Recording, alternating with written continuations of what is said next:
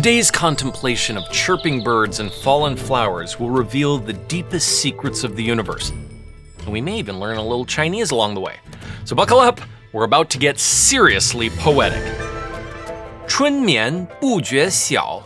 The first character is 春, meaning spring, and the second character is mián, which means to sleep or even hibernate. In poetry, the first two characters go together, and then the last three characters go together. This is a rule of Tang Dynasty poetry. So these first two characters mean spring sleep. This could be understood as simply sleeping for a night during spring. Or perhaps there is a deeper meaning, as spring signifies new life and birth, while winter is old age and death. We want to mental note that. The three characters that come next are 不, which means not, 觉, which means to know, and 晓, which means daybreak or early morning.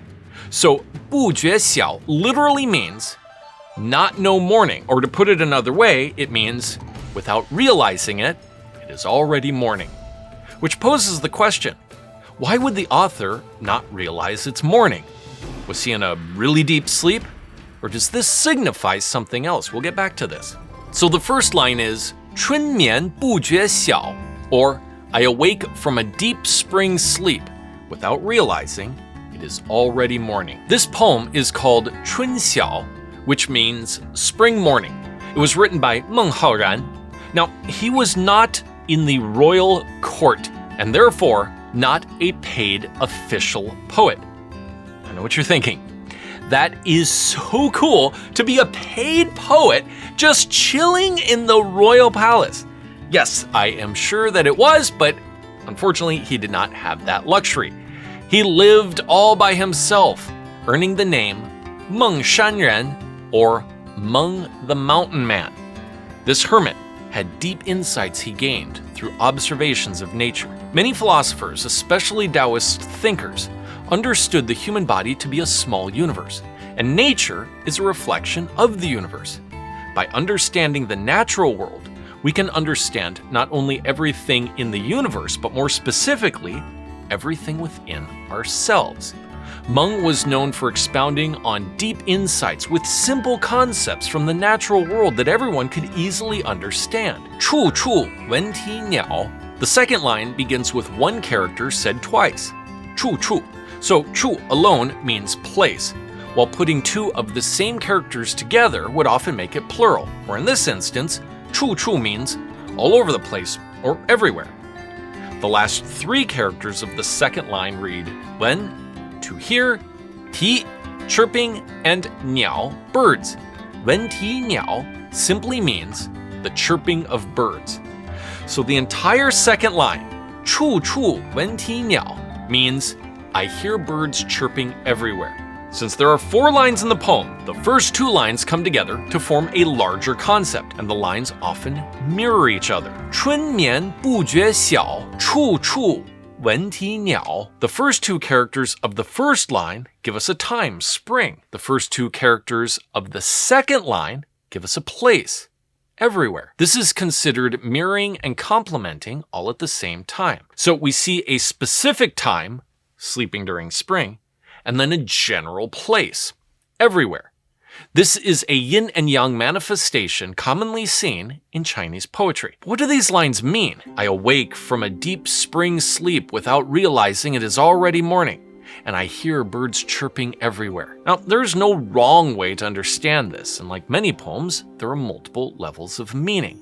On the surface, Meng is expressing an appreciation for spring and admiring how it snuck up on him without realizing it. But from a deeper view, he could be talking about how the hibernation of winter is over and life beginning anew during spring. The principle could be applied to ourselves. One chapter of our lives is over, while another chapter begins before we even realize it. Or it could go even deeper and be discussing reincarnation, as Buddhism was popular during the Tang Dynasty. The hibernation during winter represents death, while after a period of time one is then reborn, losing our memory and not knowing where we are, but hearing life all around us. 夜来风雨声. The first two characters of the third line are 夜来, or night comes. But more specifically, it would be past tense, so the night that came, or simply, last night.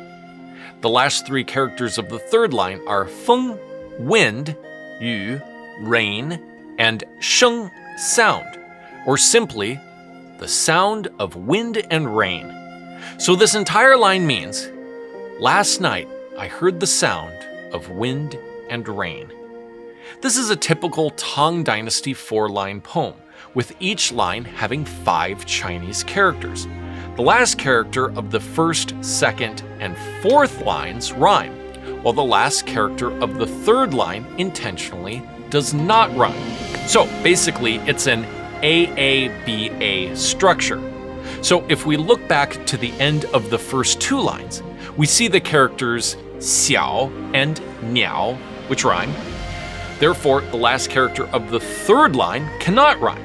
And in this case, it is shēng, which does not rhyme with xiǎo and niǎo. 花落知多少.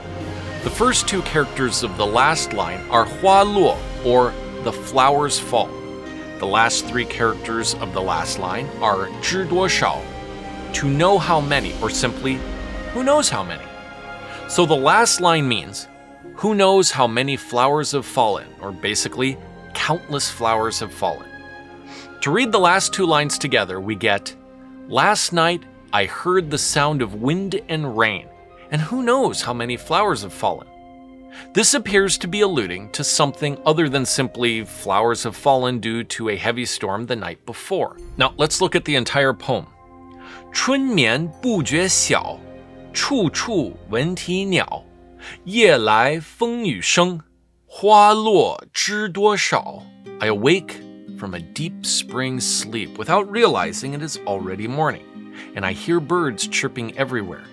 Last night, I heard the sound of wind and rain, and who knows how many flowers have fallen. On the surface, this is talking about a scene in spring. Going a little deeper, we see how the poet begins with a positive outlook on spring, waking up and enjoying the chirping birds. But then it takes a turn, as there was a storm the night before, and countless flowers fell to the ground. So what is the lesson? Well, perhaps one understanding would be that even when times are good, there will be something negative that brings an end to it. So enjoy the chirping birds while you are high on life and in a good mood, because once you realize that all the beautiful flowers have been destroyed, all you will have left is your memories of the good times. Kind of a bittersweet poem. Tang Dynasty is considered the peak of Chinese culture.